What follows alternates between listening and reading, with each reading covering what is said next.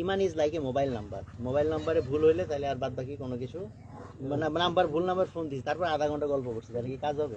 বা এটা অ্যাকাউন্ট নাম্বারের মতো, অ্যাকাউন্ট নাম্বার ভুল হয়ে গেছে, টাকা পাঠাই দিচ্ছি 10 লাখের জায়গায় 20 লাখ, কাজ হবে? তো এই জন্য ইমানের মধ্যে কোনো ছাড় নাই। ইমানের আন্ডারস্ট্যান্ডিং ইজ ভেরি ইম্পর্টেন্ট। যদিও মেজরিটি মানুষ আমরা আজকে আধুনিক শিরক ব্যাপারটা বুঝি না, আধুনিক ইমানের সাথে সেকুলারিজমের সংঘাত আমরা বুঝি না। সো এটা একটা ইম্পর্টেন্ট জায়গা, যে কারণে আমাদের প্রচুর মানুষ আছে আমরা ইমান হারাই ফেলছি, বাট আমরা জানি না যে আমরা ইমান হারাই ফেলছি।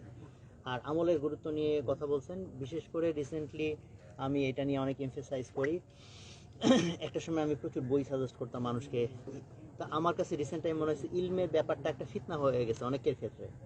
একটা হচ্ছে আমি যদি আলেম হওয়ার জন্য টার্গেট, একটা হচ্ছে বেসিক ইলম, এটা তো ফরজ, সেটা তো সবার লাগবেই, যে বেসিক ইলমটা আমার লাগবেই, সেটা নিয়ে তো কোনো কথা নাই।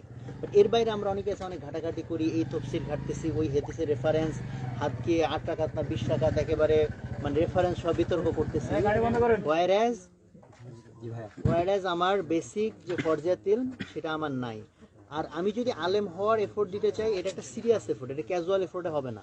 বাট ক্যাজুয়াল এফোর্টে যখন এরকম ইলম আমরা অর্জন করতে যাই, বরং আমাদের মধ্যে অহংকার তৈরি হয়, যে অহংকার আমার আরো পতন ঘটায়। যে কারণে আমি মনে করি যে আমল এবং ইলমের মধ্যে একটা সমন্বয় থাকা দরকার। হাসরের ময়দানে যে প্রশ্নটা হবে যে তুমি যা ইলম অর্জন করছো সেই অনুযায়ী কতটুকু আমল করছো। তো আমি ছোটবেলায় ভাবতাম আরে এটা তো বাইপাস করা সোজা, ইলম অর্জন করবো না আমলও করবো না, আল্লাহ বলবো ইলম ছিল না আমল। কারণ ইলম যদি বেশি হয় তাহলে তো ধরা খেয়ে যাবো না যে ইলম এত হয়েছে আমল কেন কম হয়েছে।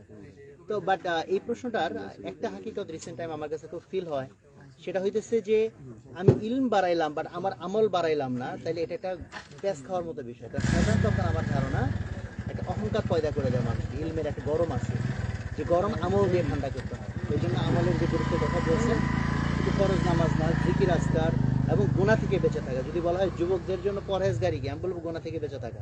আমি না, অনেক বড়রাই বলে গেছেন এই কথা। যুবকদের জন্য তাহাজ্জুদ গুজার হয় তো আলহামদুলিল্লাহ অনেক ভালো কথা, কিন্তু প্রাইমারি কন্ডিশন হচ্ছে আমি গুনাহ থেকে, বিশেষ করে চোখের গুনাহ থেকে আমি বেঁচে থাকি।